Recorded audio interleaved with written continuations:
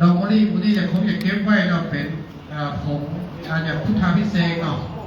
เป็นม้วนสารหนักหลังจากที่ได้ถวาย แต่องค์สมเด็จพระสัมมาสัมพุทธเจ้าที่ท่านได้เสด็จรับขันนะครับปรินิพพานท่านทั้งหลายก็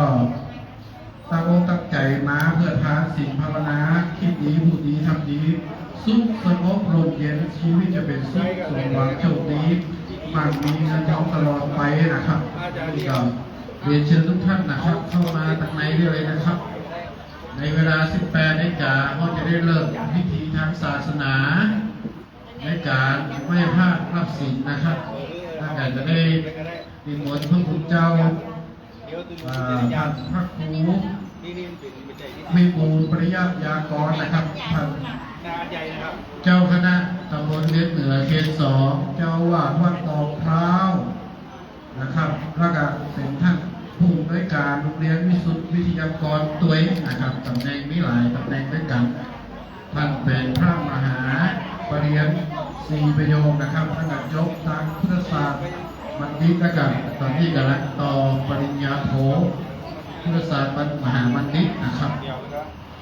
เป็นคณาจารย์นะครับสอนนะครับหลายตีหลายตามด้วยกันนะครับท่านพุทธศาสนิกชนท่านไหนที่ยังมาได้ให้ได้ฮ้องนะครับกรุณามาติดต่อกับผมได้เลยโทรละ10 บาท 3 บาทแล้วแต่ที่สถานของท่านนะครับการเทศการสวด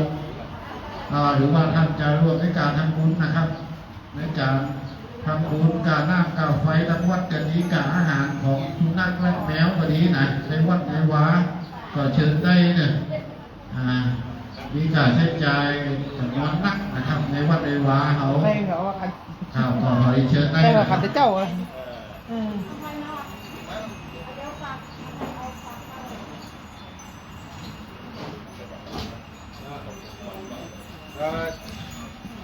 เราจะขับไปยังหรอบึ้ดเอาได้เอาขับไปก่อน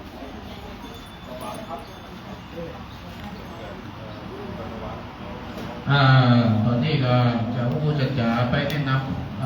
ำสิ่งที่คณะสภาได้ทราบนะครับว่าศาลาอเนกประสงค์ที่ท่านเห็นอยู่หน้าคณะนี้นะครับได้เปลี่ยนหลังคาศาลาประเพณีคุณว่าหลวงพ่อพึ่งนะครับปรับปรุงนะครับหลังคาตัวเองนะครับเนี่ยอย่างอื่นตัวเองนะครับมีการหลังคาหัวหน้ารุ่นบนลานดินนะครับทำให้เกิดปัญหาน้ำเกินน้องภายในศาลานะครับเป็นประจำเป็นอุปสรรคต่อการประกอบพิธีทางศาสนาเป็นอย่างยิ่งนะครับเป็นเวลาเปิดละนะครับคณะกรรมการทอดโดยพี่น้องนะครับคุณต้นประตูต้นพึ่งฐานนางร้อยและศิษยานุศิษย์ตลอดถึงพระสงฆ์องค์เน้นนะครับได้ร่วมกันนะครับอุปถัมภ์แล้วก็มีเจ้าภาพเก้าเจ้าสถานตาได้ร่วมกันทำนะครับได้เปลี่ยนหลังคาหลังใหม่ใจเป็นการประกอบพิธีต่างๆที่เกิดประโยชน์ทำวัดและส่วนผลเจริญสติภาวนาโดยเฉพาะยิ่งๆนะครับงานข่าวดำนะครับจะได้นำสรีระศาสตร์ศพนะครับเข้ามาตั้งประเพณีกุศลตีนี้ตัวเองนะครับเพราะฉะนั้นแล้วก็เรียนเชิญท่านที่จะร่วมในการทำบุญติดต่อที่ท่านหลวงพ่อพระนิการนรงค์พระกะโลคณะนี้ก็ได้มีท่านทั้งหลายนะครับ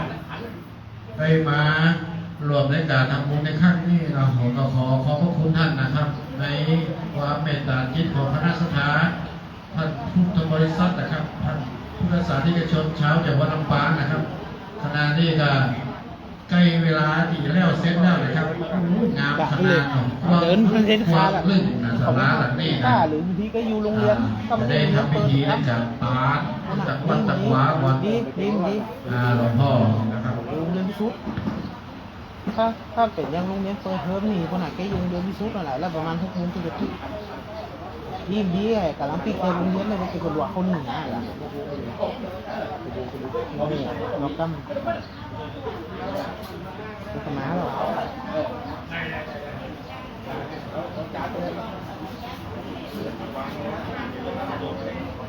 ก็ยังว่าท่านแกทำงานโรงเรียนนี้หัวนะ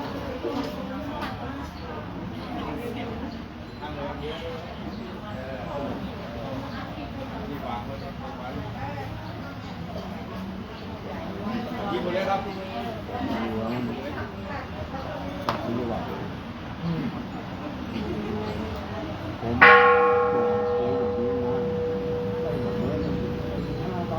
จาก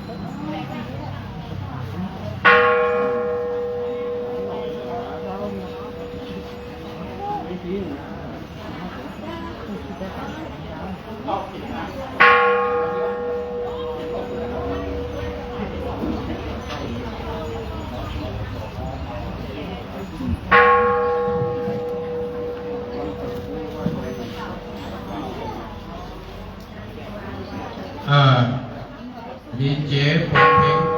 เกาเบาๆไว้ก่อนเด้อผมจะทำหน้าที่ตรงนี้ก่อนเด้อเกาแบบเบาๆเด้อ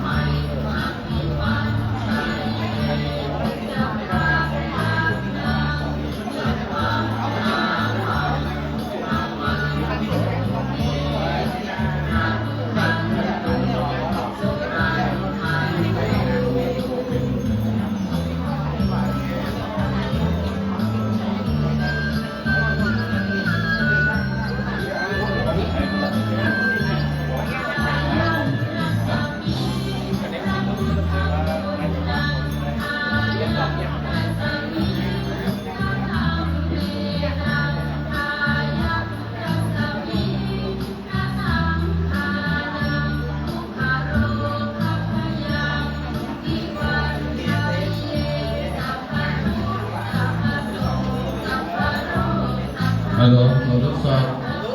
ท่านผู้โดยสารที่กระชนนะครับทั้งหลายนะครับ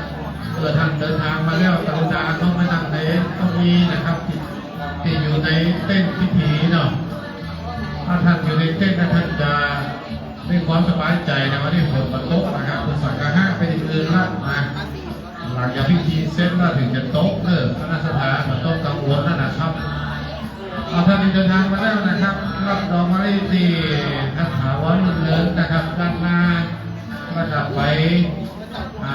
นอบน้อมสักการะบูชานะครับที่องค์สมเด็จพระสัมมาสัมพุทธเจ้านะครับวันนี้ก็เป็นวันอัฐมีบูชา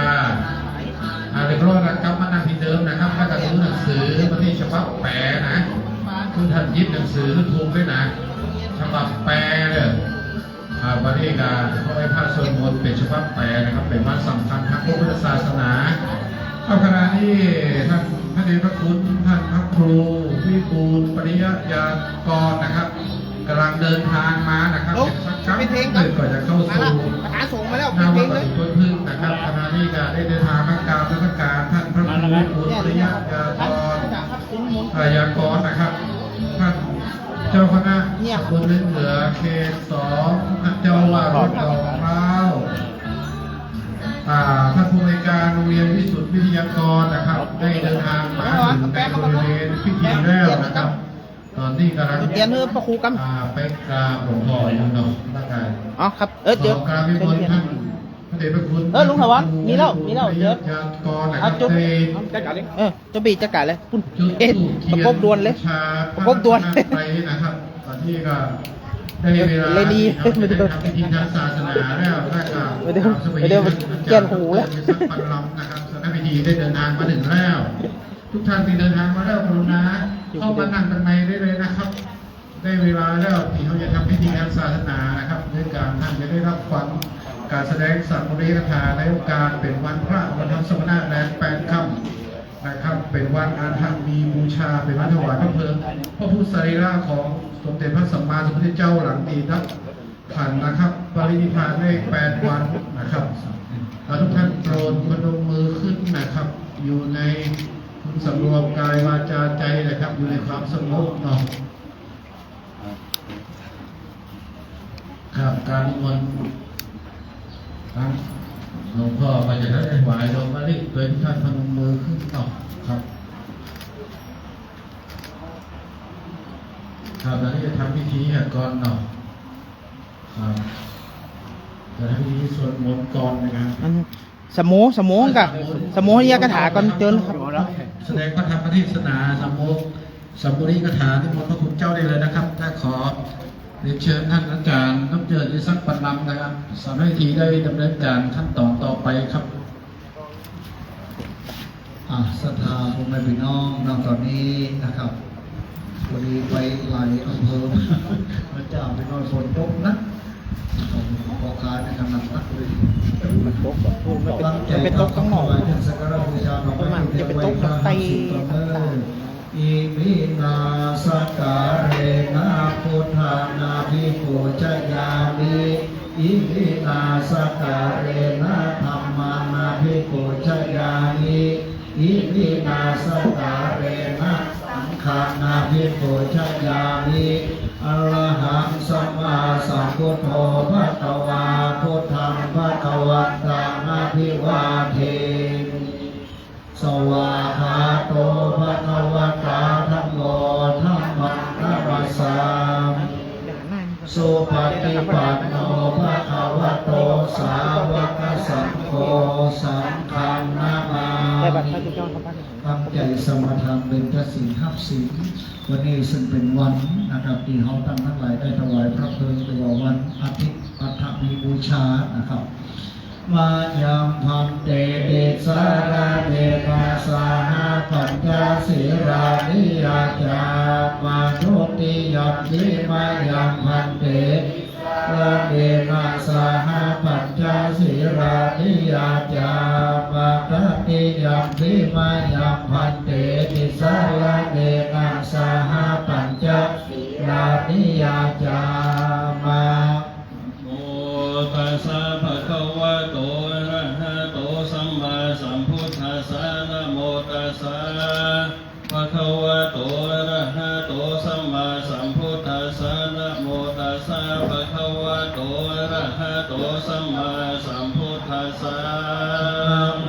ตัสสะภะคะวะโตอะระหะโตสัมมาสัมพุทธัสสะนะโมตัสสะภะคะวะโตอะระหะโตสัมมาสัมพุทธัสสะนะโมตัสสะภะคะวะโต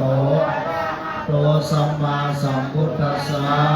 พุทธังสรณังคัจฉามิ พุทธังสรณังคัจฉามิ ธัมมังสรณังคัจฉามิ ธัมมังสรณังคัจฉามิ สังฆังสรณังคัจฉามิ สังฆังสรณังคัจฉามิ ทุติยัมปิพุทธังสรณังคัจฉามิ ทุติยัมปิพุทธังสรณังคัจฉามิ ทุติยัมปิธัมมังสรณังคัจฉามิ ทุติยัมปิธัมมังสรณังคัจฉามิ ทุติยัมปิสังฆังสรณังคัจฉามิ ทุติยัมปิสังฆังสรณังคัจฉามิ ตติยัมปิพุทธังสรณังคัจฉามิ ตติยัมปิพุทธังสรณังคัจฉามิ ตติยัมปิธัมมังสรณังคัจฉามิ ตติยัมปิธัมมังสรณังคัจฉามิ ตติยัมปิสังฆังสรณังคัจฉามิ ต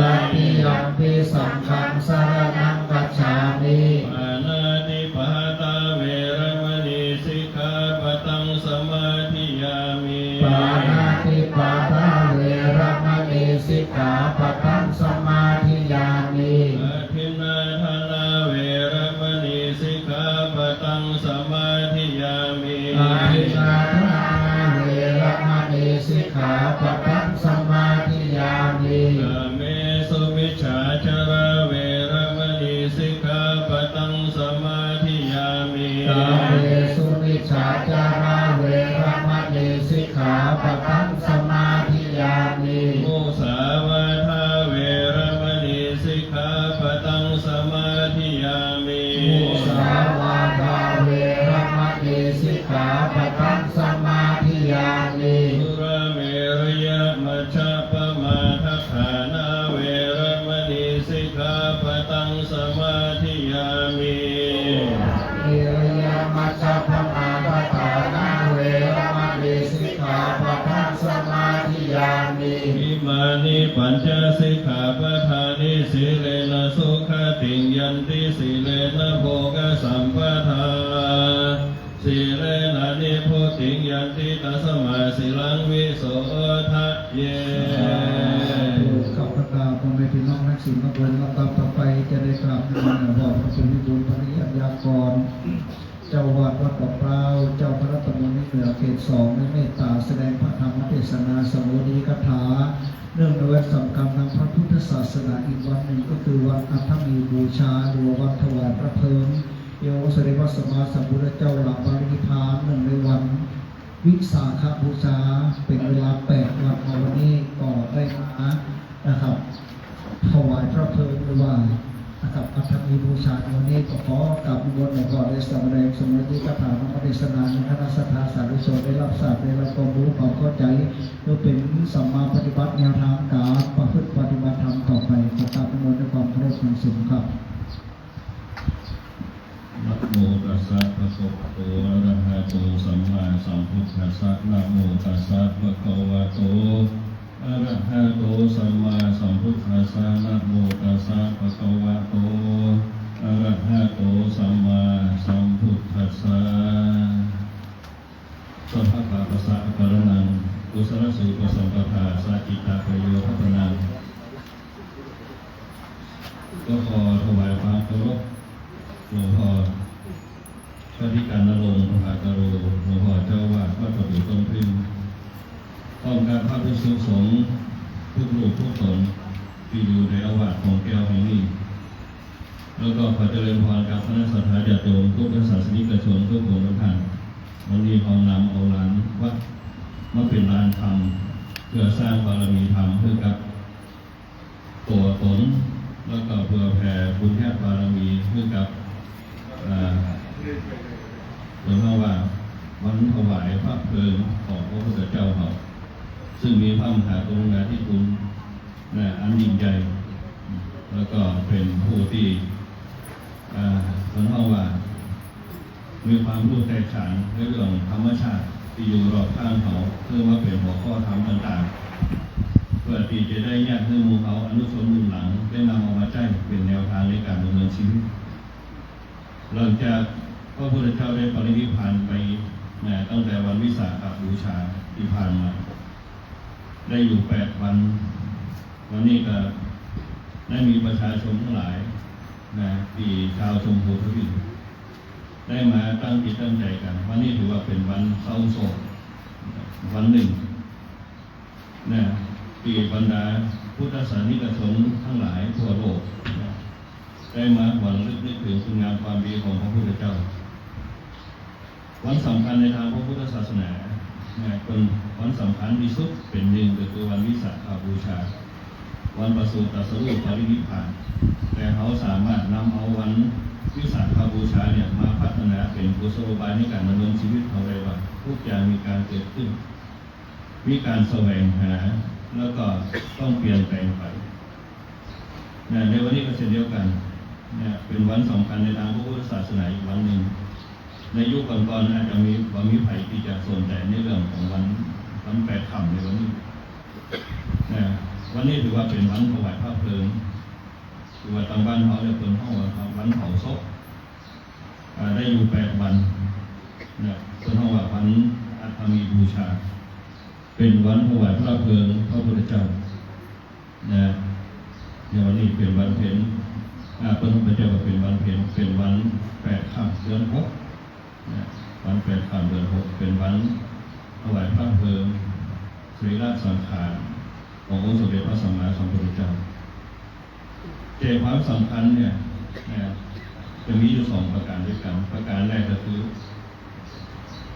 เปลี่ยนแปลงสังขารขึ้นกับธรรมชาติก็คือเผาศีลสังขารชาปนกิจอย่างที่เราคิดแต่อีกอันหนึ่งพระพุทธเจ้าเปิดบอกว่าอยากที่ให้คนเราทั้งหลายเมื่อพูดถึงว่าปัจจัยในการดำเนินชีวิตเขาเนี่ยสังขารร่างกายย่อมมีความเปลี่ยนแปลงไปเขาต้องคืนขึ้นกับธรรมชาติตามกฎของไตรลักษณ์เนี่ยคนเขานึกถึงสภาพสังขารคนเราในยุคปัจจุบันนี่อย่างถึงติดในสังขารกันนักบางคนบอกว่าเกิดมาเดี๋ยวตายเดี๋ยวแต่ว่าพระเจ้าบอกให้ปล่อยไปตามสังขารมันจะมีอายุเท่าไหร่จังมันปล่อยไปตามสังขารแต่ในช่วงระยะเวลาแห่งการรับมือสังขารมันจะมีโรคภัยไข้เจ็บต่างๆเนี่ยเข้ามาเบียดเบียนเราแต่เราจะต้องใจความคนเราใจปัญญาพระเจ้าสอนให้เขามีปัญญา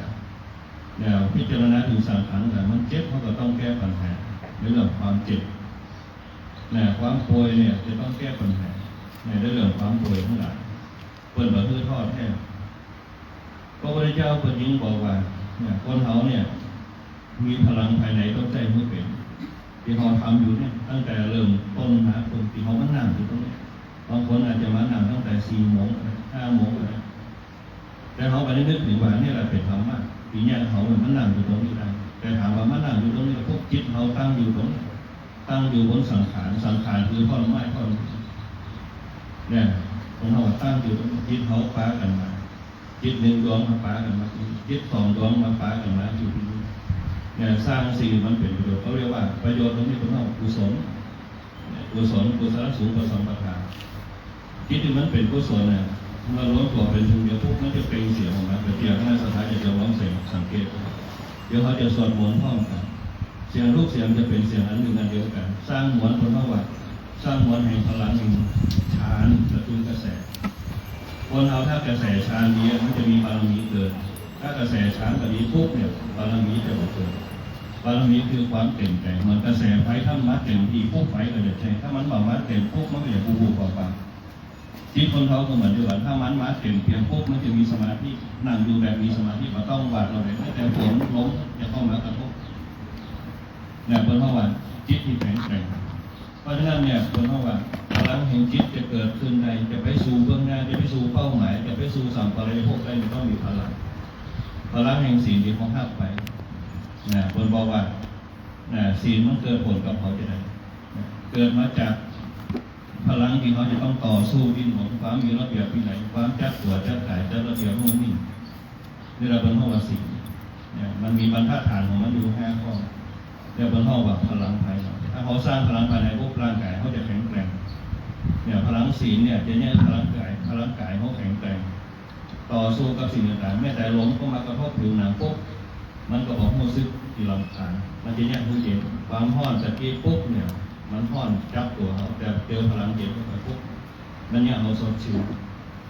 เนี่ยคนห้องพลังศีลเนี่ยเอามีภูมิต้านทานคนที่มีศีลจะมีภูมิต้านทานดีเนี่ยมีความตั้งมั่นจิตจะตั้งหนึ่งพวกที่จะมาทราบผลกับบุญคุณวายเนี่ยพลังทานก็เหมือนเดียวกันเนี่ยพลังทานเนี่ยเขาปล่อยวางกับสิ่งต่างๆนั่งอยู่ตรงนี้ได้ปล่อยทุกสิ่งทุกอย่างแล้วนั่งอยู่ไปอันนี้แหละพลังแห่งทานเป็นพลังชนิดหนึ่งเนี่ยปีนี้คนเขาในคนนอกมีอายุยืนที่เขาเวลาเสบาพวกเขาต้องการอายุวันโนสุขังพลังแห่งอายุพลังแห่งวันนะพลังแห่งสุขะพลังแห่งพละมันจะเกิดกับจิตของเขาเมื่อจิตเขาแข็งแกร่งปุ๊บเนี่ยเป้าหมายมันที่เขาจะไปถึงคนนอกญาณคือความรู้สึกวิญญาณคือความรู้สึกที่พิเศษความรู้สึกพิเศษนะคนนอกมันลอยได้มันไปได้มันตามความสุขของมันเนี่ยเพราะฉะนั้นเนี่ยฐานเนี่ยจะเนี่ยคือคนนอกเนี่ยคนเอาวางได้แม้แต่เขาจะไปที่ไหนก็ตามเขาก็วางได้เนี่ยคือวางตัววางกายวางจิตของเขาได้เนี่ยคือคนห้องพลังภายในอีกอันหนึ่งคือภาวนาคือความเจริญเมื่อเขานั่งอยู่ตรงนี้ปุ๊บเนี่ยเขาบอกแปลกเขาบอกวันใบเขาบอกมีอคติเขามีมิจฉาทิฏฐินั่นแหละคือจิตใจที่เขาเจริญแล้วเมื่อเขาเจริญแล้วปุ๊บเนี่ยเขาแสดงพลังออกมาเนี่ยเป็นพลังภายนอกเมื่อพลังภายในเกิดพลังภายนอกเป็นตัวองค์ประกอบเดี๋ยวปอดเขาก็จะแข็งคนนอกปอดแข็งคือหายใจลึกๆเนี่ยโดยที่มีสติอยู่ตลอดแล้วมันจะละเอียดอ่อนเมื่อเขาสวดมนต์ก็คือบริหารปอดคือกายเนี่ยบริหารพลังภายในคือเนี่ยเขามีสติเนี่ยเพราะฉะนั้นตัวนี้บอกว่าก่อนนอนคือสวดมนต์คนเขาจะมีสติเพราะสวดมนต์ปุ๊บมันจะมีสติในการสวดในการตั้งมันเพราะสติเขาจะจับว่ามันต้องไปพร้อมกันนั่นแหละบนห้องว่ามีจิตตั้งคนที่มีจิตตั้งมันปุ๊บจะเกิดบนห้องว่าจะเกิดบารมีตรงนี้เนี่ยเขาอาจจะออกไปนอกตาไปเขาอาจจะมีอุบัติเหตุอย่างมันจะแคล้วคลาดปลอดภัยบารมีเนี่ยจะเนี่ยให้เกิดอานิสงส์จะเนี่ยเขาเนี่ยอยู่ด้วยกันจะมีความสุขเนี่ยเพราะว่าฌานตรงนี้แหละมันจะส่งผลเนี่ยคือเกิดญาณที่เขาปฏิบัติธรรมกันเนี่ยเกิดญาณขึ้นมาญาณคือความรู้สึกต่างๆแต่ว่าฌานกับญาณเนี่ยจะต้องมีองค์ประกอบเนี่ยที่คนเขาว่าสติเนี่ยที่เขาใจวิถีสติปัฏฐานสี่กายเวทนาจิตธรรมเนี่ยเขาจะไปที่ไหนเขามีฌานปุ๊บญาณมันเกิดปุ๊บสติเขาจะมีสติคนเขามีปุ๊บเนี่ยมันจะพูดจะองค์ประกอบแห่งศีลจะพูดองค์ประกอบแห่งทานจะพูดองค์ประกอบภาวนาเมื่อศีลเขานะเกิดขึ้นมาปุ๊บเนี่ยมันจะแยกเขาใจเขาสะอาดกายเขาสะอาดวาจาสะอาดนะฮะใจเขาสว่างก็คือเป็นทานมีใจเพื่อแผ่อารีซึ่งกันและกันมันจะเกิดอานิสงส์ตามเนี่ยจะแยกเขาเป็นอริยบุคคลได้แยกคือบุคคลนามดูตรงนี้เป็นอริยบุคคลได้แยกคือพระสงฆ์เป็นอริยสงฆ์ได้เนี่ยแหละเป็นพ่อกับเป็นพื้นฐานที่สร้างความสุขตัวนี้เกิดโลกุตระสุขทำให้เกิดโลกุตระธรรมคือการหลุดพ้นต่างๆได้เขาก็ต้องไปถึงนิพพานเนี่ยของเขามีความสุขนั่งอยู่นี่ยังมีความสุขทุกคนบอกเพราะโดนอากาศเย็นแห่งลมก็ครับนั่นแหละคือมีความสุขเพราะฉะนั้นเนี่ยพระพุทธเจ้าที่สอนในวันอาธรรมีบูชาเนี่ยที่พูดจักพิจารณาสังขารมันจะเป็นจะได้กระตามมันไปเป็นเรื่องของสังขารมันต้องไปฆ่าตัวตายมันต้องไปยึดตามก้อยไม่แต่ในสังขารเขาอยู่ไปตามอายุไขต้นไม้ที่มันยืนต้นอยู่ได้เนี่ยมันไม่เคยฆ่าตัวตายต้นไม้ที่ยืนต้นอยู่ได้ปุ๊บมันปล่อยไปตามธรรมชาติเราไปปล่อยไปตามธรรมชาติของมันปุ๊บเนี่ยสุคติภพเนี่ยมันจะอยู่กับเราเนี่ยภูมิเนี่ยมันจะอยู่กับเราเนี่ยพวกภูมิจะอยู่กับเราพวกภูมิจะอยู่ตรงสุขนะอันนี้เป็นเพราะว่าจิตเป็นเพราะว่าถ้าจิตดีเนี่ยมันจะนำความสุขมาให้จิตตังทันตังสุขาวหังพุทธเจ้าสอนว่าจิตที่ฝึกอยู่แล้วนำความสุขมาให้เพราะฉะนั้นเนี่ยมันอาธรรมีบูชาในวันนี้คณะสัตยาญาติโยมทั้งหลายตั้งจิตตั้งใจเป็นคนเพราะว่าเป็นกุศลจิตเพื่อแผ่บุญกุศลคือการองค์สมเด็จพระสัมมาสัมพุทธเจ้าของเราที่ปรินิพพานเป็นเมืองแรกเนี่ยวันนี้เป็นวันใกล้วันชาปนกิจหรือว่าวันถวายพระเพลิงของพระพุทธเจ้าธรรมะอันแรกคือปัจฉิมโภวาเนี่ยที่ควรตามเอาไว้คนเขาอย่าประมาทในการดำเนินชีวิตอย่าประมาทในทางความดีตอนนั้นแหละที่เนี่ยเขามีความสุขเนี่ยเพราะฉะนั้นเนี่ยในวันนี้ก็ขอบุญกุศลบอกว่าจะเป็นคณะสมณสภาที่เป็นต้นเป็นประธานหลวงพ่อพระธิการหลวงพ่อพากระโดดได้เป็นต้นเป็นประธานน้อมนำเอาคณะสัตยาญาติโยมสาธุชนหลังมาประกอบ บุญประกอบกุศลในการแสดงความกตัญญูกตเวทิตาต่อองค์สมเด็จพระสัมมาสัมพุทธเจ้าขอบุญบารมีที่ทุกคนทุกท่านไม่ว่าจะเป็นสมณศรัทธามูลศรัทธาได้กระทำดังนี้จงเป็นเป็นพระราชปัจจัยส่งเสริมกับกิจกรรมอย่างขององค์สมเด็จพระสัมมาสัมพุทธเจ้าพร้อมกันนั้นก็ขอให้บุญบารมีทั้งหลายจงบังเกิดมีกับคณะศรัทธาญาติโยมไม่ว่าจะเป็นคณะสมณศรัทธามูลศรัทธาทั้งหลายจงมีอายุมีวรรณะมีสุขะมีภาระมีปฏิภาณมีหน้าสารสมรรถพร้อมกับได้ดวงตาเห็นธรรมมีความสุขสำราญใจกับทุกคนทุกท่านด้วยเทินก็ขอเจริญพร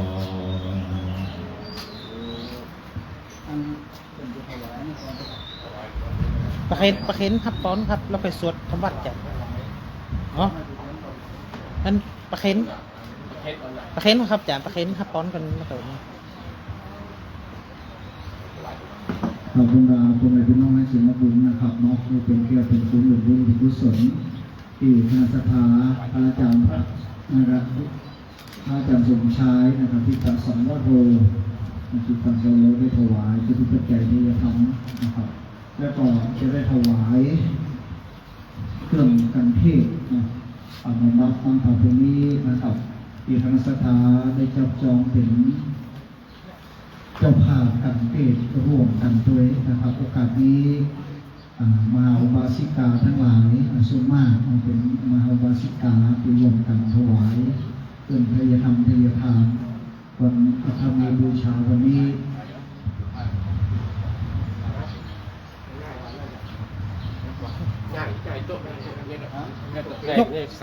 ยังกูเตือนนะยังกูเตือนนะลุงขอให้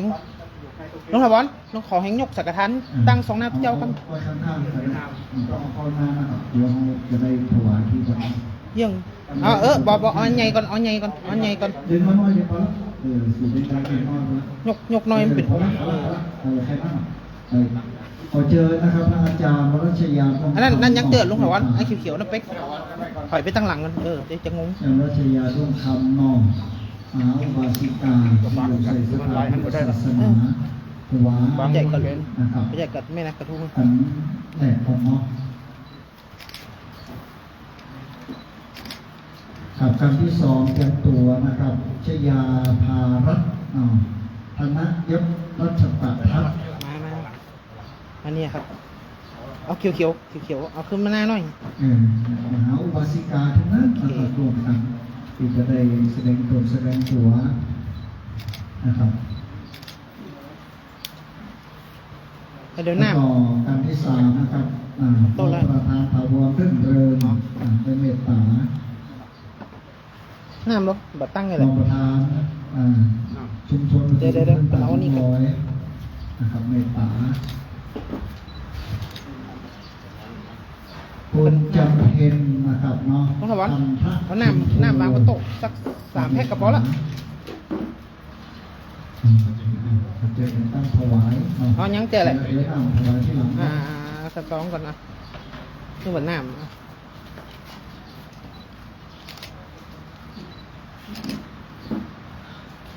เนี่ยหลวงพ่อพวกเราพยายามดึงนะครับวัฒนธรรมประเพณีงานสำคัญทางพุทธศาสนาให้คนในพี่น้องได้พูดได้ทำได้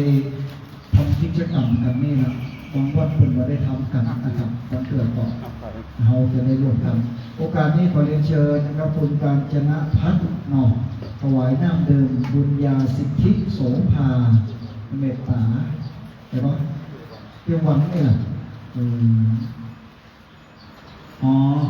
วันต่อไม้อีกหน่อยวันน่ะประเคนน้ การจนะพัฒน์เมตตาถวายน้ำ ำประเคนน้ำที่โต๊ะขาวเลยป่ะ ห้องวันนั่นนะคุณว่าต่อเทคเนมเราจะวิจารณ์กันนะครับสาธุวันนี้เนาะเดี๋ยวพาจากมาฟัง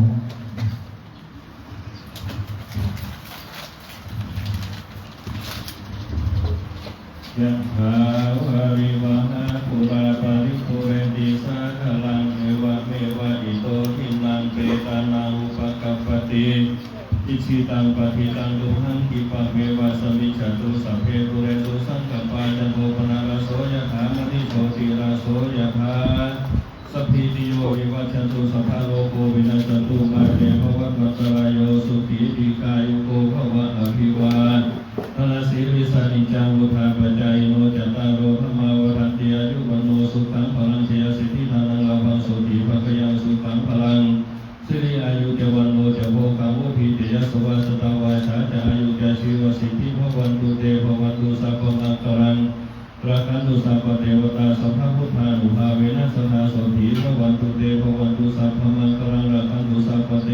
สัพพะธรรมา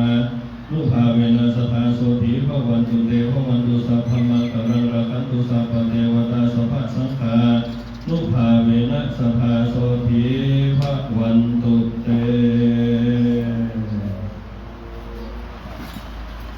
ในนามของคณะสงฆ์คณะสภาสาธุชนชนในพี่น้องนักศิลป์นักบุญทุกท่านในธรรมของวัดประตูที่พึ่งก็ต้องขอกราบพระคุณพระอาจารย์พระครูวิบูลย์ปริยัติยากรนะครับเจ้าวัดดอกเป้าเจ้าคณะตำรวจวิทยาเขต 2ระดับปริญญาสูงเอกษามาแสดงสมรภูมิเอกสาร เด็ดกำครับ เนื่องในวันอภัยดีเราต่อไปพวกพี่น้องเขาก็จะได้ร่วมทำให้การที่จะได้ เดี๋ยวไว้นี่กำไว้นี่กำครับ หน้าไปทางพุทธเด้อไปยกขยายไปน้องเอาผู้ประจับประจายช่วยกันหาด้วยครับเอาผู้ชายนะครับขอช่วยกันหาสารพัดครับ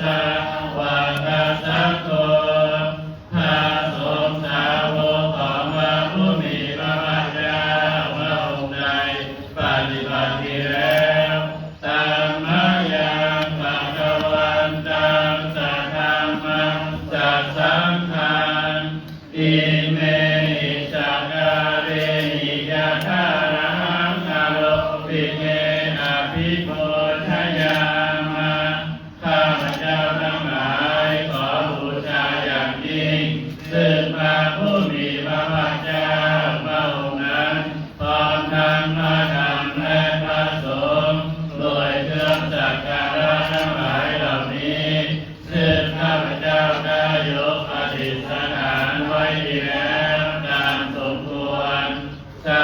ธุโนพันเตภะคะวะโต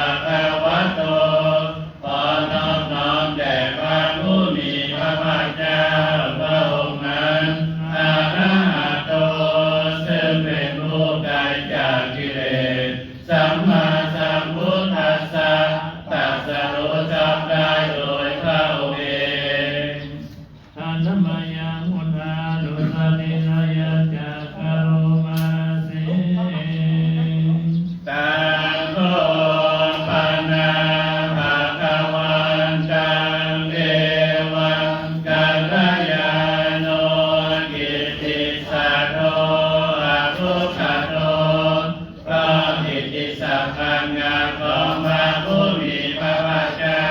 นั้นได้คงไปแล้วอย่างนี้ว่าอิติปิโสภะคะวาเพราะเหตุอย่างนี้อย่างนี้พระผู้มีพระภาคเจ้านั้นอะระหังเป็นผู้ไกลจากกิเลสสัมมาสัมพุทโธเป็นผู้ตรัสรู้ชอบได้โดยพระองค์เองวิชาจารณสัมปันโนเป็นผู้ถึงพร้อมด้วยวิชาและจารณะสุขโตเป็นผู้ไปแล้วด้วยดีโลกาวิโตเป็นผู้รู้โลกอย่างแจ่มแจ้งอนุตตรโภริสธรรมสารดีเป็นผู้สามารถฝึกบุรุษที่สมควรฝึกได้อย่างไม่มีใครยิ่งกว่าสัทธาเทวมนุษย์นังเป็นผู้สอนของเทวดาและมนุษย์ทั้งหลายพุทโธเป็นผู้รู้ผู้ตื่นผู้เบิกบานด้วยธรรมภควาติเป็นผู้มีความจำเริญจำแนกคำสั่งสอนสัตว์ดังนี้อันธรรมยังมุนาวิกิติงกโรมาเสพุทธวารันตวรกานิอุรานิโยพระพุทธเจ้าประกอบด้วยคุณมีความประเสริฐแห่งอรหันตคุณเป็นต้นสุทธาวิญาณการุณาอิสมาภัตตโตมีพระองค์อันประกอบด้วยพระญาณและพระกรุณาอันบริสุทธิ์โพเทสิโยสุขันตังกัมมรังวัสสุโรพระองค์ใดทรงกระทำชนที่ดีให้เบิกบานสุตานิธรรมบัวให้บานวันนามหันตังมัคคังศิรสาสิเนนังข้าพเจ้าไหว้พระจิตรสีผู้ไม่มีกิเลสพระองค์นั้นด้วยเสียงก้าวพุทโธโยสัพพะปานินังสารนังเขมมุตตมังพระพุทธเจ้าพระองค์ใดเป็นสารณะอันเกษมสูงสุดของสัตว์ทั้งหลายปัจจามานุสติฐานังวันนาวิทังสิเรนะข้าพเจ้าไหว้พระพุทธเจ้าพระองค์นั้นอันเป็นที่ตั้งแห่งความระลึกองค์ที่หนึ่งด้วยเสียงก้าวพุทธัสสะหัสสมิทาโสวะพุทโธเมสามิกิสาโรข้าพเจ้าเป็นทาสของพระพุทธเจ้าพระพุทธเจ้าเป็นนายมีอิสระเหนือข้าพเจ้าพุทโธลูกาสัพพาทาจาวิทาทาจาริตัสสเมพระพุทธเจ้าเป็นเครื่องกำจัดทุกข์และทรงไว้ซึ่งประโยชน์แก่ข้าพเจ้าพุทธังสาหังนิยาเตมิสาริรังชีวิตังจิตังข้าพเจ้ามอบกายถวายชีวิตนี้แด่พระพุทธเจ้าวันทานโลหังจาริสามิพุทธัสเสวะสุโภทิตังข้าพเจ้าผู้ว่าอยู่จากพระพุทธตามซึ่งความตรัสรู้ดีของพระพุทธเจ้ามัชฌิเมสารนังอัญญาพุทโธเมสารนังวะลังสารณะอื่นของข้าพเจ้าไม่มีพระพุทธเจ้าเป็นสารณะอันประเสริฐของข้าพเจ้าเอเตนะสัจจวัตเทวันทายังสาธุสาสเนด้วยการกล่าวคำสัตย์นี้ข้าพเจ้าพึงเจริญในพระศาสนาของพระศาสดาพุทธังเม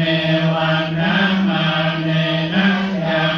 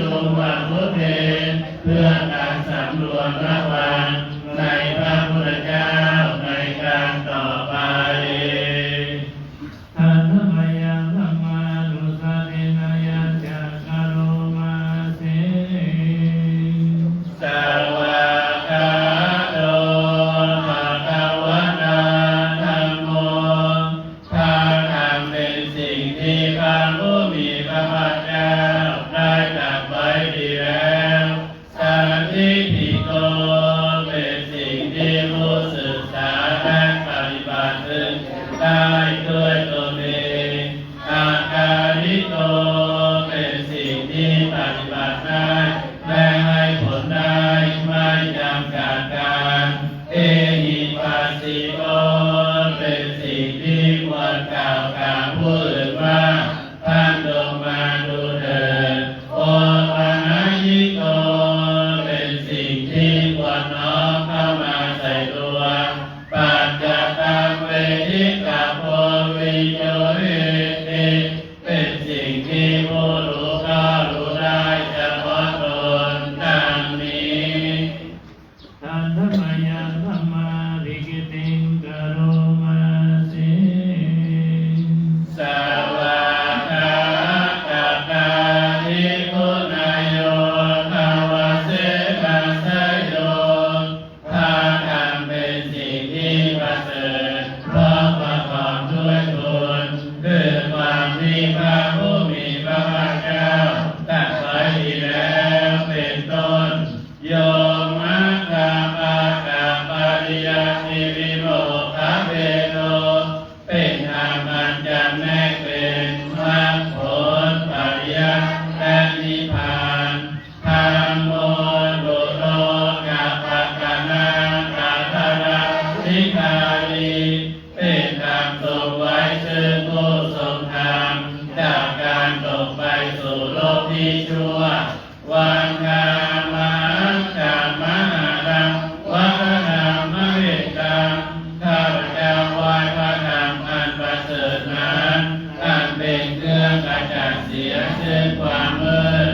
ธรรมโมโยสัพพะปังมินังสารนังเขมมุตตมังพระธรรมใดเป็นสารณะอันเกษมสูงสุดของสัตว์ทั้งหลาย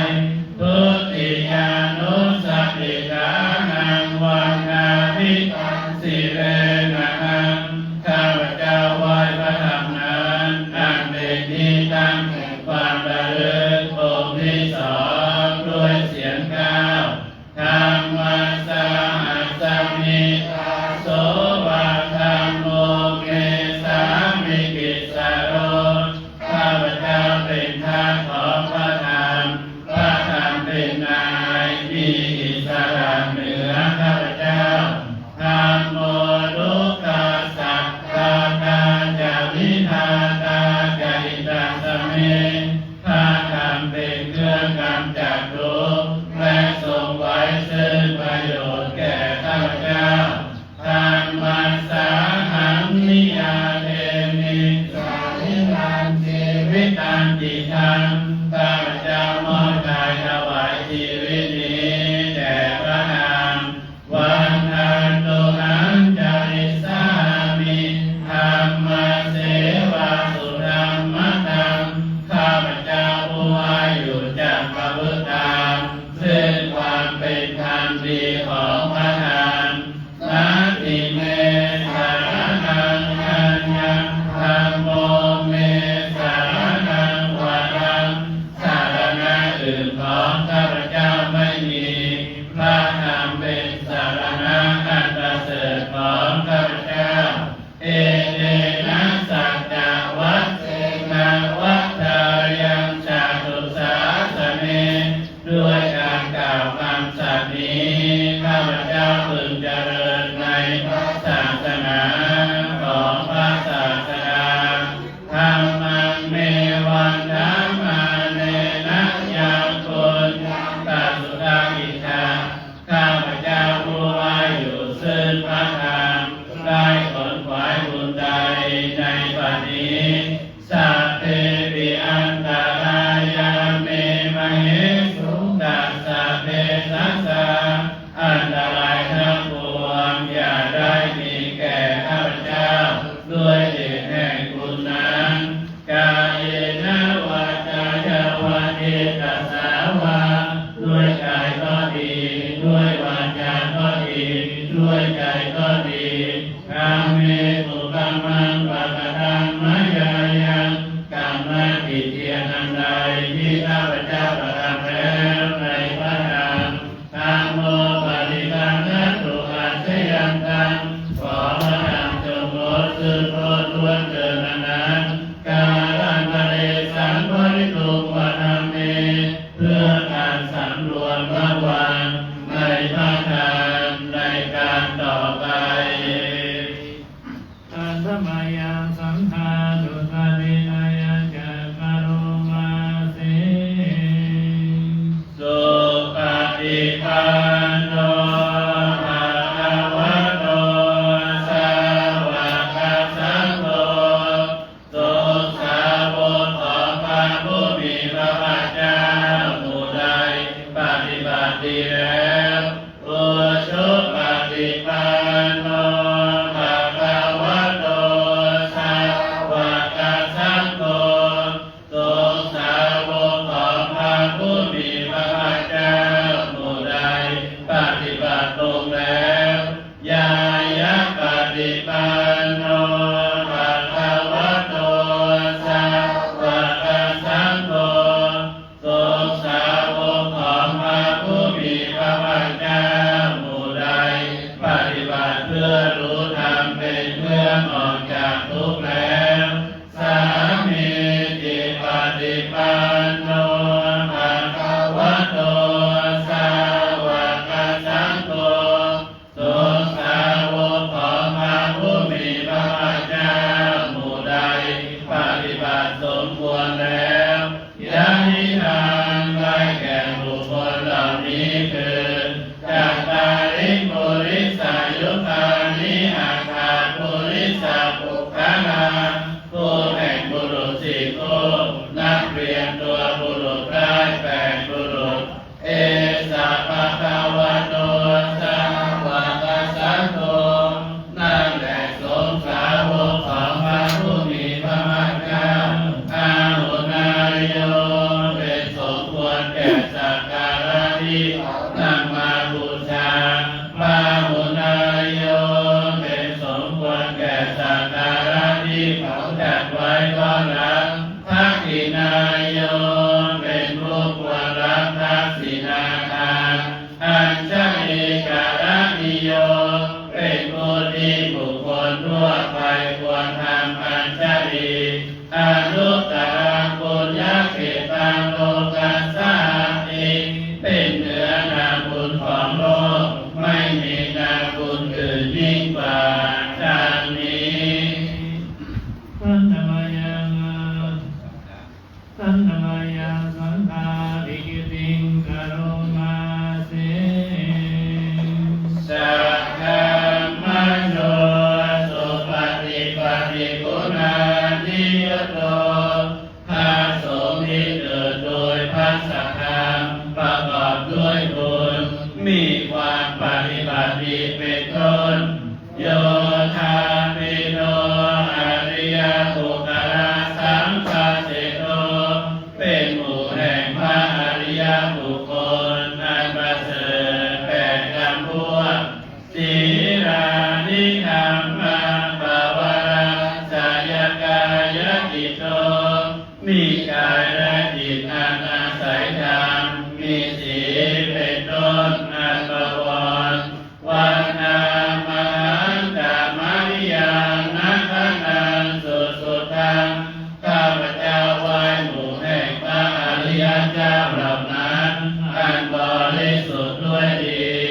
สังโฆโยสัพพะปาทินังสารนังเก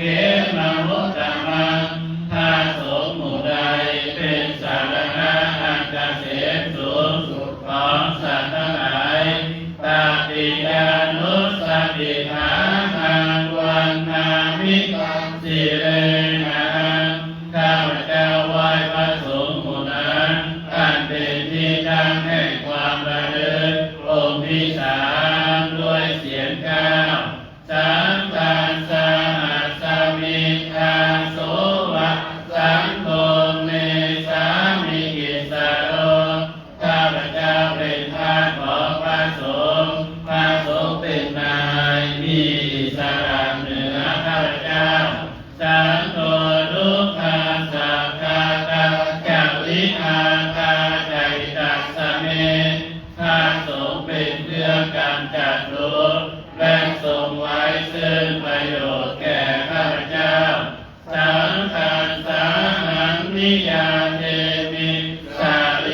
นชีวิตอันจิตอันข้าพเจ้ามอบกายถวายชีวิตนี้แก่พระสงฆ์วันนันโตหันใจสามิสังฆาโสปฏิปันนะกันข้าพเจ้าผู้ไว้อยู่จากพระพุทธธรรมซึ่งความปฏิบัติดีของพระสงฆ์นาทิเมสารนังอัญญังสังโฆเมสารนังวารังสารณะอื่นของข้าพเจ้าไม่มีพระสงฆ์เป็นสารณะอันประเสริฐของข้าพเจ้าเตเตนะสัจจวัคเทนะวัฏฏายังจตุสาสเนด้วยการกล่าวคำสัตย์นี้ข้าพเจ้าพึงเจริญในพระศาสนาของพระศาสดาสังฆังเมวันนะมาเนนะยังปุญญังปสุตังอิทาข้าพเจ้าผู้ว่าอยู่ซึ่งพระสงฆ์ได้ผลไว้บุญใดในบัดนี้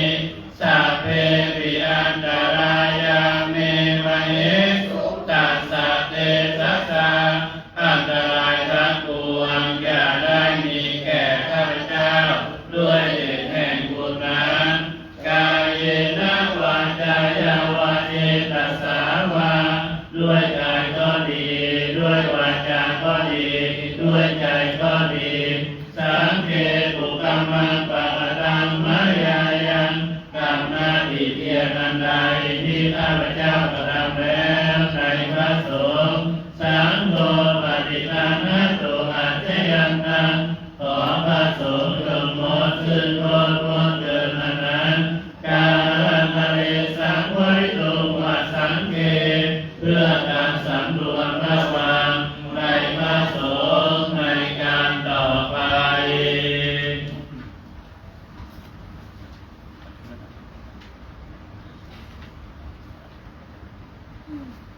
อันธรรมยัง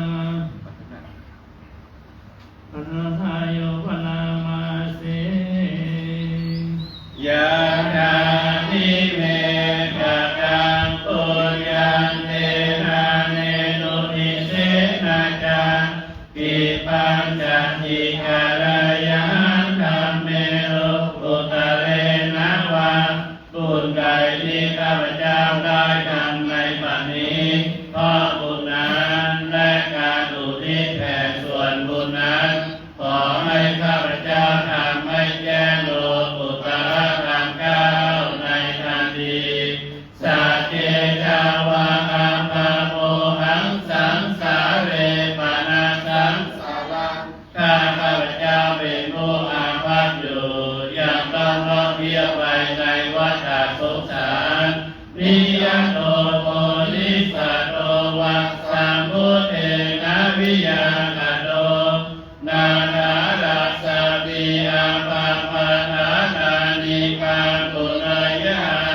ขอให้ข้าพเจ้าเป็นเหมือนโพธิสัตว์ผู้เที่ยงแท้ได้รับพยากรณ์แต่พระพุทธเจ้าแล้วไม่ถึงฐานะแห่งความอาภัพ18อย่างปัญจเวรานิวัจเจยังละเมยังสีระลักขเนปัญจกาเมอาราโภหังวัจเจยังกามปังกโตข้าพเจ้าพึงเว้นจากเวรทั้งห้าพึงยินดีในการรักษาศีลไม่ต่อเกี่ยวในการมคุณทั้งห้าพึงเว้นจากเกือบตรงกล่าวคือการโตทิกิยานายุเชยังสังยุเชยังสุทิกิยาปาเปวิเตยังเสวายังเสวายังปาทิเตสทาขอให้ข้าพเจ้าไม่พึงประกอบด้วยทิฏฐิชั่วพึงประกอบด้วยทิฏฐิที่ดีงามไม่พึงลดมิชั่วพึงลดแต่ความผิดทุกเมื่อสัทธาสตินิริโอตัปปาตาภะคันติคุณากาโลอัปปัสสะโรวัสสะโตมิเอยังอามันทมุยหะโตขอให้ข้าพเจ้าเป็นบ่อที่เกิดแห่งบุญคือสัทธาสตินิริโอตัปปะ พียรและขันติพึงเป็นผู้ที่ศัตรูครอบงำไม่ได้ไม่เป็นคนขาวคนหลงงมงายสัพพายาปายุปาเยสุทิโกธรรมัตถโกวิโตเยเยวะตาวัชจังเมยานังอาเกวะมารุโต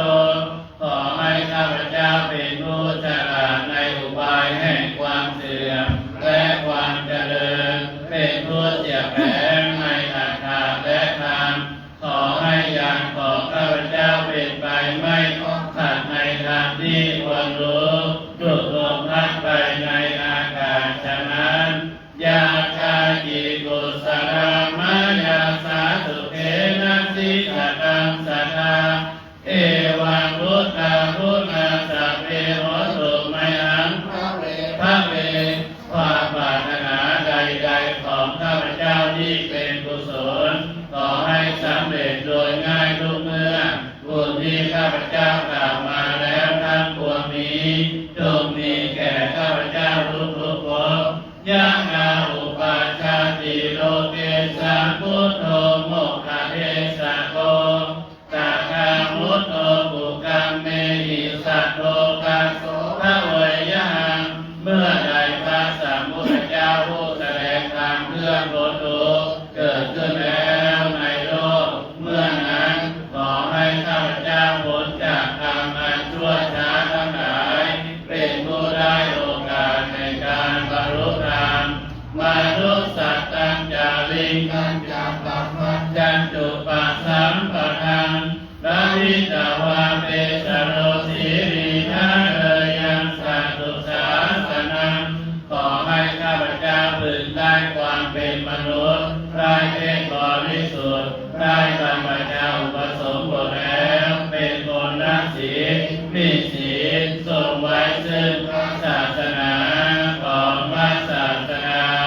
สุขาปฏิปันโนกิปาปิโยจักขิกาเนยยะ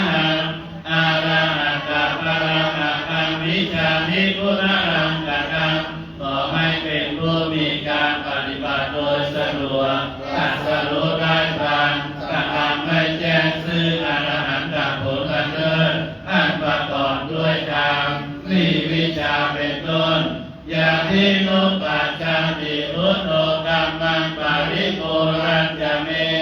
เอวังสันเตระปะยังปัจเจกะโพธิมุตตมันติข้าหากพระพุทธเจ้าไม่บังเกิดขึ้นแต่กุศลกรรมของข้าพเจ้าเป็นเปลี่ยนแล้วเมื่อเป็นเช่นนั้นขอให้ข้าพเจ้าพึงได้ญาณเป็นเครื่องรู้เฉพาะตนอันสูงสุดเถิดนะโมตัสสะภะคะวะโตอะระหะโตสัมมาสัมพุทธัสสะนะโมตัสสะภะคะวะโตอะระหะโตสัมมาสัมพุทธัสสะนะโมตัสสะภะคะวะโตอะระหะโตสัมมาสัมพุทธัสสะอิติปิโสภะคะวะอะระหัง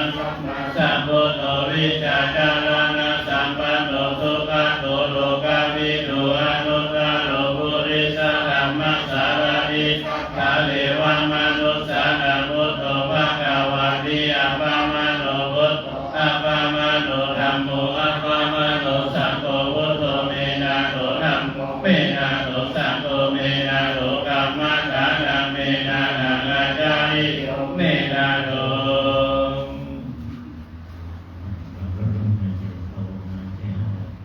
หายใจเข้าก็พุทหายใจออกก็พุทโธพุทโธพุทโธ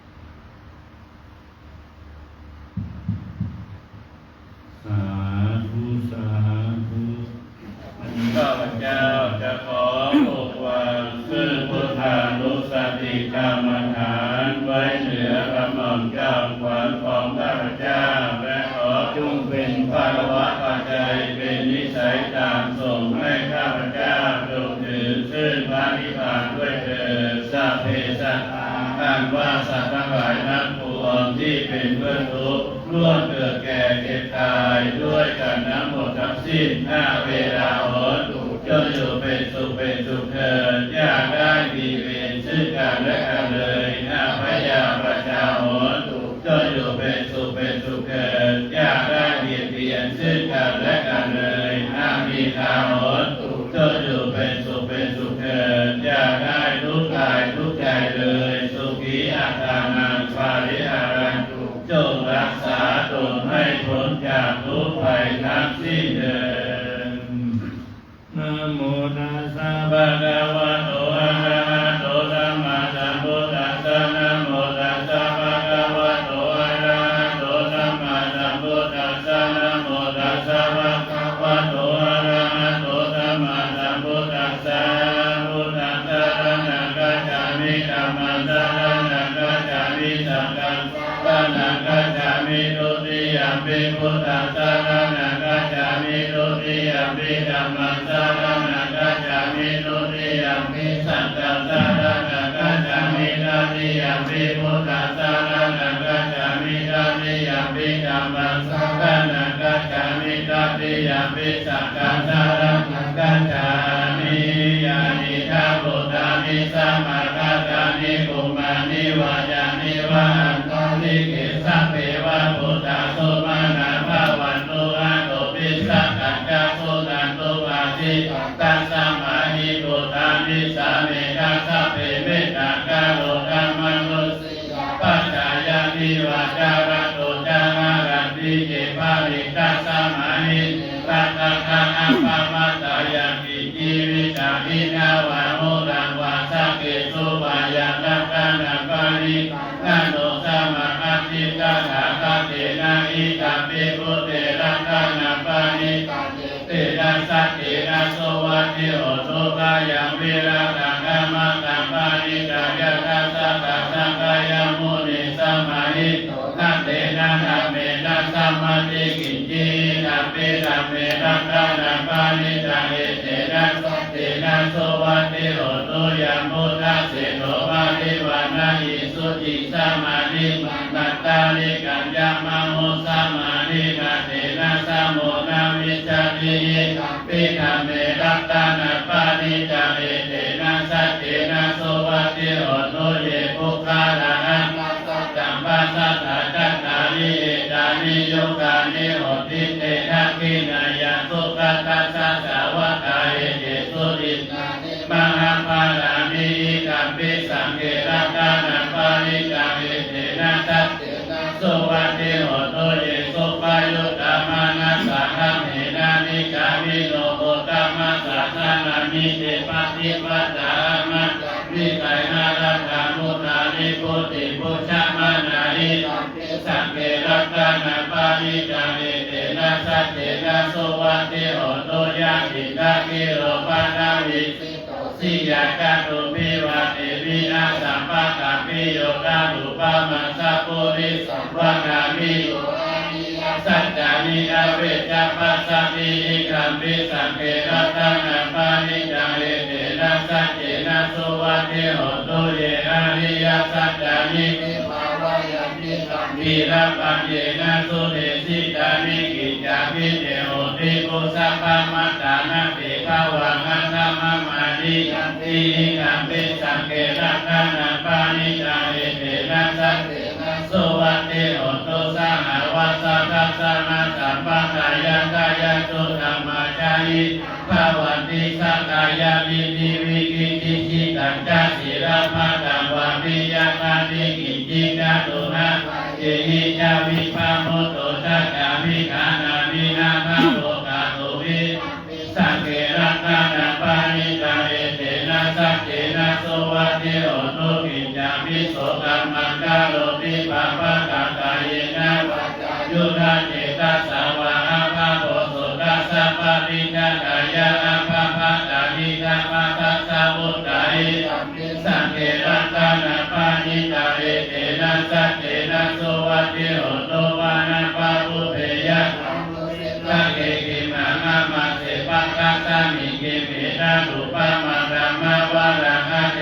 ยินิพานาคามิปารามามิตาอินาปิพุทเถรักานาปานิจาเวเตนะสัจเจนะโสวัติโหตุวะโลวะระโจวะระโลวะระหะโล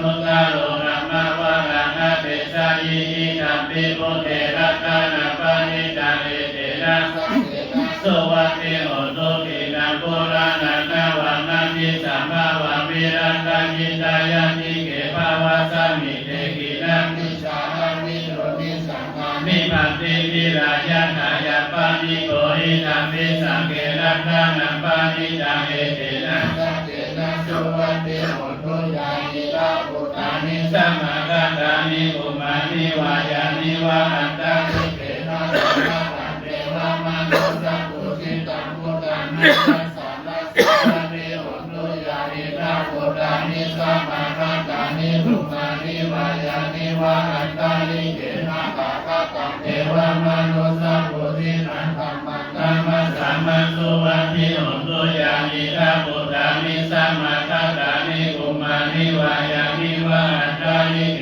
นะกะกะตังเทวมนุสสัพพุสิตังสังฆังธัมมัสสะมัสสุวัตถิโหตุจักโกสันนิสังฆโตธัมมานาวิจโยตถาวิริยมปิติปัสสัตติโพชังกาจัตตาภาริสัมมารุเปตาโพชังกาสันติเตตาภาคันตินามุนิสัมมังคาตาตาภาวิตาภาหุริกาตาสังวัตติอาหิญญายานิปานายาจาโพธิยาเอเตนะสัจจวัตเตนะสุติเตโหตุสัพพะกายกัสสมิสัมมาเยนะโตโมคคัลลานะจักกัสสะปังคิรานิทุติติสาวะโพชังเกสัตตะเกสายิเตจัตตังอภินันทิตาวารุกามุติสุตังเตเตนะสัจจวัตเตนะสุติเตโหตุสัพพะกายกัสสะธัมมราชาภิเกรัญเยนะภิปิริโกจุนทะเถเรตันเยวะภานะเปกาวานะสาธารังสัมโมทิกาวาจาอะภาตาธัมมาวุฒติฐานะโสเอเตนะสัจจวัตเตนะสุติเตโหตุสัพพะทาภาอิกาเตจะอะภาตาตินันนัมปิมะสีนัมมะคาหตากิเรสาวะพัตตานุปัตติธัมมตาเอเตนะสัจจวัตเตนะสุติเตโหตุสัพพะทาสุโขพุทธานาอุปาโลสุตตะสัทธัมมะสุตตะสักกะสัสสะมะกิสามังกานังกัมโบสุโภคัตติโยเสโกชาเนตัสสะมิเยโกกัปปะติชายิโนวิชาจารณะสัมปันโนโสเสโสเทวมนุเสนิวะตัปปะติอาทิโตรัตติมาปะติจัตติมาสังฆังโลคันติโยกัปปะติชายิกัปปะติพระมโนอันตสัพพะมโหระตัมพุทโธกัปปะติเตชัสสะโยภายามารามาราตุติปารามารานาวิสัสสะปารามายาตินิพพานังปารมังสุขังสิเมอาคาสิเมยาติเมตาสะกาจะเมเปตานันทากิรังคังจารุเปตะธรรมรุตตะตังนะหิรุนังวาโสโกวายาวัญญาปริเทวนานาตังเปตานามัฏฐายะเอวันติทันติยาตโยอายัญจโคทากินาทินาสังฆามิสุปฏิทิตานิคาลาตังอิตายะสัตตานะโสปะคาปฏิโสยามิธัมโมจายังมิทัสสิโตเปตานะโมจาจักกะอุราราภรัญจปิโกธรรมโนปะรินังโลเมหิโกญาปัสสังอานังปะกาเต ข้าพเจ้าจะตั้งมั่นในคุณธรรม10 ประการ 1. สักตัญญูรู้คุณต่อผู้มีอุปการะคุณ 2. จะเชื่อฟังและปฏิบัติตามคำสั่งสอนและจะมีระเบียบวินัยที่ดีงาม 3. จะขยันขันแข็งในการงานและรู้จักประหยัด 4. จะมีความเพียรในการศึกษา 5. จะมีความอดทน 6. จะมีความสุภาพอ่อนน้อมถ่อมตน 7. จะมีความซื่อสัตย์สุจริต 8. จะประกอบด้วยความมีเมตตากรุณา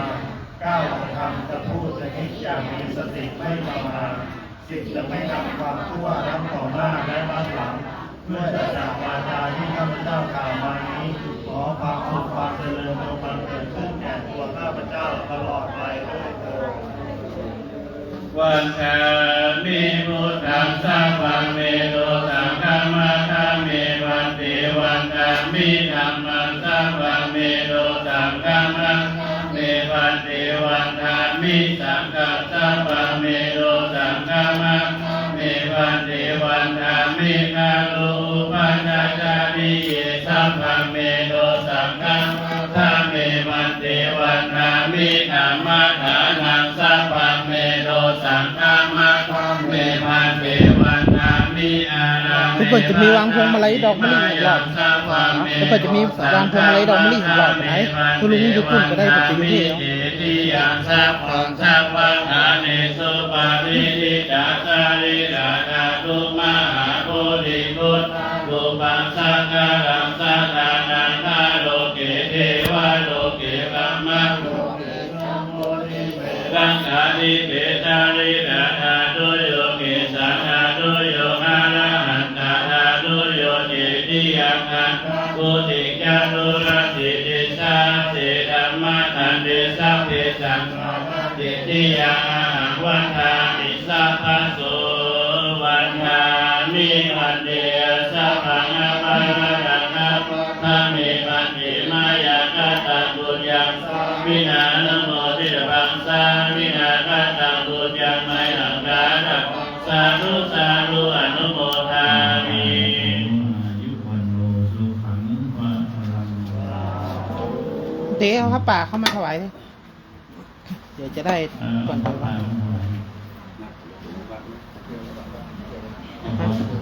เดี๋ยวก็วางพวงมาลัยดอกมะลิอีกหน่อยก็ได้ เดี๋ยววางพวงมาลัยดอกมะลิก็หมดแล้ว ก็วางอีกรอบซ้ำก็ได้ไม่เป็นไรอะ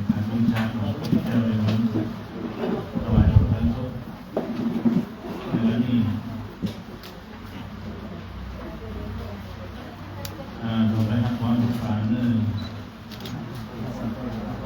สัพพิติโยวิวัสสนุสัพพะโรโควินาศโตอะระมุตตะมิอาชิริสาริสุภวะทิวาทนาสิริสานิสังสานิปัจจายโย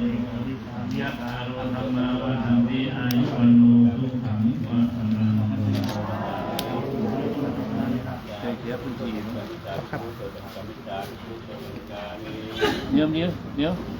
คุยครับคุณสี นี่ครับเอาเก้าอี้ขาวเล็บ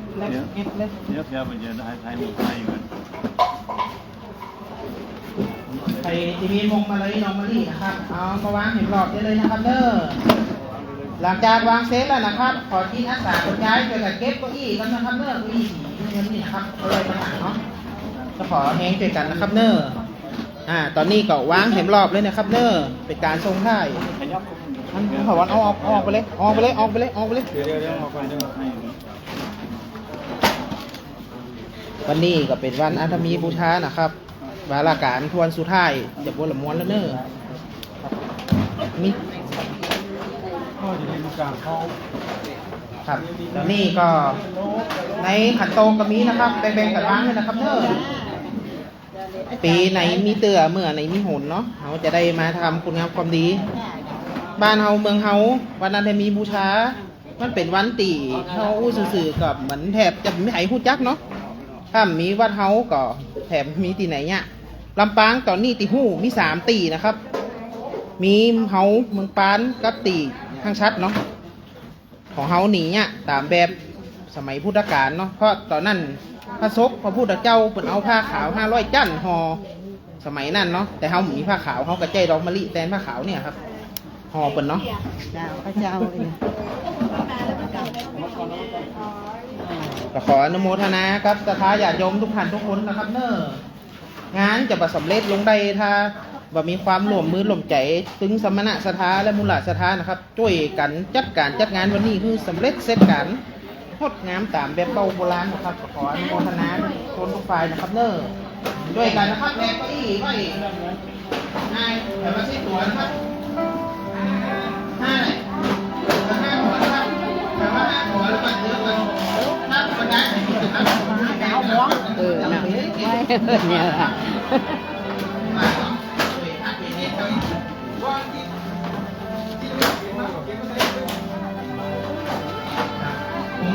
รีแบบวางนี่เลยนะครับเนอวันนี้ถึงเวลา 20:30 นาทีหรือ2 ทุ่มครึ่งนะครับปกติจุเจ้าจะเก็บหัวเนอ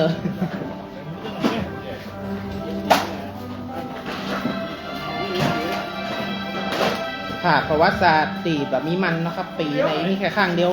ปีหน้าฟ้าไม่ว่ากันไม่วันใดยังบอกหูรอปฏิทินปีหน้าอย่างเดียวนะครับเขาจะได้มาสร้างประวัติศาสตร์แค่นี้แหมนะครับจะว่าหนึ่งเดียวในลำปางก็คงว่าได้ตีเขาเอาพวงมาลัยดอกมะลิและอาจจะเป็นหนึ่งเดียวในไทยเห็นซ้ำนะครับตีเขาเอาพวงมาลัยดอกมะลิมาวางบนพระพุทธสรีระของพระพุทธปรินิพพานนะครับดังแตนผ้าขาวเนาะสมัยพุทธกาลนะครับเนี่ยสมัยก่อนไปจำลองกันไว้เนาะถ้าสมัยก่อนไงอินเดียก็ไปเจอมีฮีบมีลองเหมือนบ้านเขาเนาะได้แปลงประสาทประซอยงดงามกับมีแต่แยะแบบนี้กับพุทธสรีระกับผ้าขาว500 จันทร์วางบนของหลวงเงี้ยงานเจ้ามรกษัตริย์ถึงเวลาจุดไฟเผากับอาทิตย์ต้องรอพระมหากัสสปะมาไว้พระพุทธเจ้าลาครั้งสุดท้ายเต้าเบื้องตีนพระบาททะลุออกผ้าขาวแล้วไผถึงลูกนะครับอันนี้ตามพุทธประวัติเนาะเทมบุตรเทวดาเอาไผจากจะทุพิสารเนาะมาทรงสการประชุมเพลิงเนาะอันนี้ก็เป็นกรรมบะเกานะครับกรรมบะทรงสการเนาะก็คือทรงสการะอันนั้นถ้าตามกรรมบาลีนะครับสังสการะหรือทรงสการอันนี้ใจได้ถึงเป็นห้องว่าถึงเนี่ยถึงเจ้าถึงบ้านเนาะอันนี้เขามาเนี่ยนี่เขาก็เหมือนเขาทรงสการเหมือนกันนะครับเขาทรงสการะองค์พระสัมมาสัมพุทธเจ้าถึงแม่เปิดจะเข้านี้ละปาน2,500 กว่าปีแล้วก็ตามเขาระลึกถึงคุณของเปิดเนาะพระปัญญาคุณเขาพิสุทธิคุณพระมหากรุณาธิคุณมหาพิสุทธิ์อะไรครับเนอร์โอดมุสโลกโอดสัพพสัตเวนัยสัตทั้งหลายที่ในโคตรตั้งสงสารครับเนอร์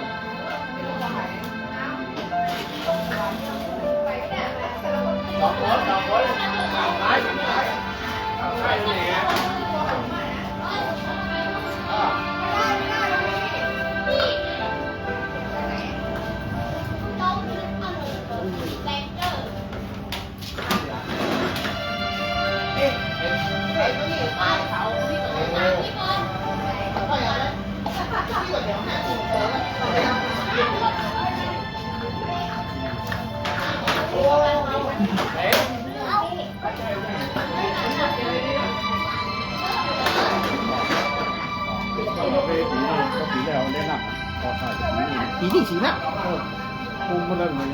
นั่นนะกะพี่เจดอกไปจะคุ้นขนาดนี้อันนี้อย่าผ้าขาว500 จันทร์มีผ้าขาวปันจันทร์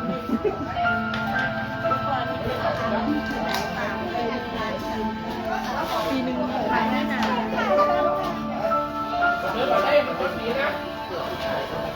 เก็บกันเก็บของเจ้า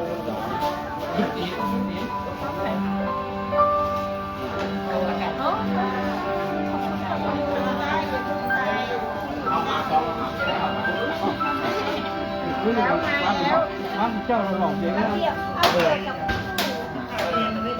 อันนี้เก็บของเชื่อมันล้างมันจุ่มนะคะไหนไม่เตือนลงเอาอันนี้เป็นคนที่หางเลยนะเฉพาะเลยกับไอ้นี่กับถุงนี่นะเห็นเป็นคนมาขายขอเดียวนี้ด้วยนะคะได้ขอกระดาษสักทีเก็บของบนเลยโอ้ยรังเราบอลดีที่ใครปลูกวะที่มาจากผมแล้วนี่นะครับบอกผมเห็นเป็นนี่แหละในที่เราเนี่ยไม่เก็บมันเดียวโหเอาไว้เดี๋ยวนี้มันเอ้ยเดี๋ยวโหไปขอเดียวแป๊บนึงเดี๋ยวนะ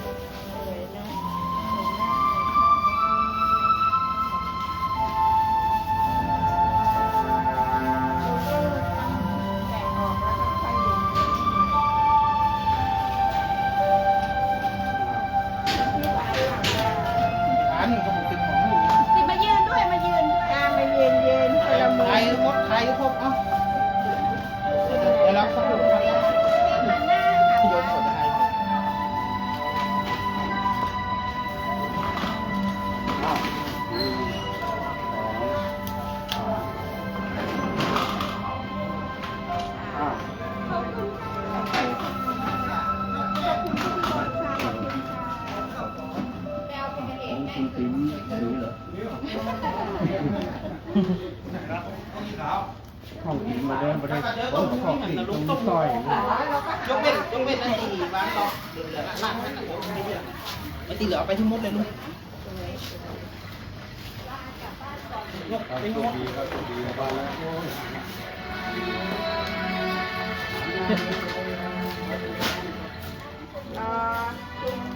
ทุกวันลงเฟซอ่ะจะได้เก็บภาพ น่าลุงถูกปะ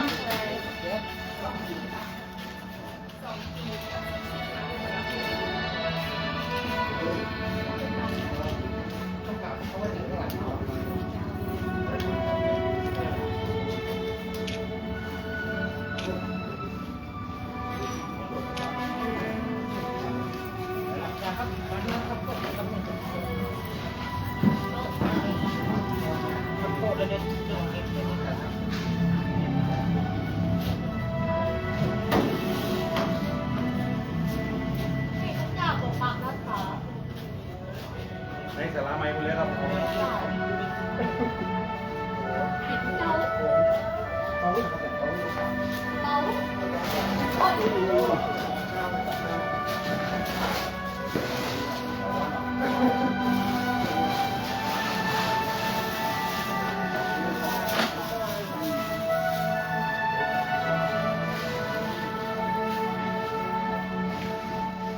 ฮัลโหลมีใครอยู่ไหมฮัลโหล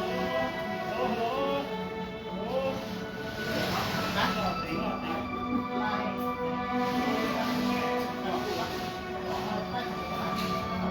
เดี๋ยวเซ็ตใส่กระเป๋านะเดี๋ยวเราเอาเงินเดี๋ยวพูด ไปตรงไอ้นั่นนะที่ไว้ตู้อีปกติเลยอันนี้บ่มีหาง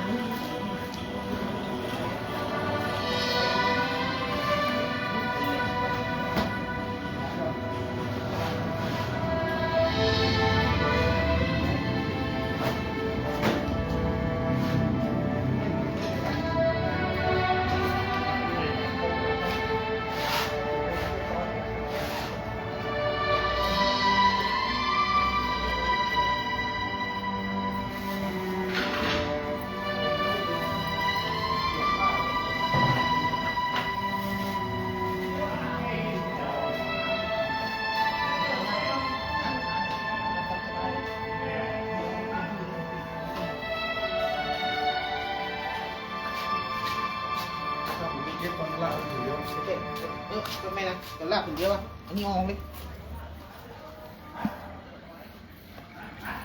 นี่ก็แม่นดื้อเดี๋ยวอันนี้ออกเลย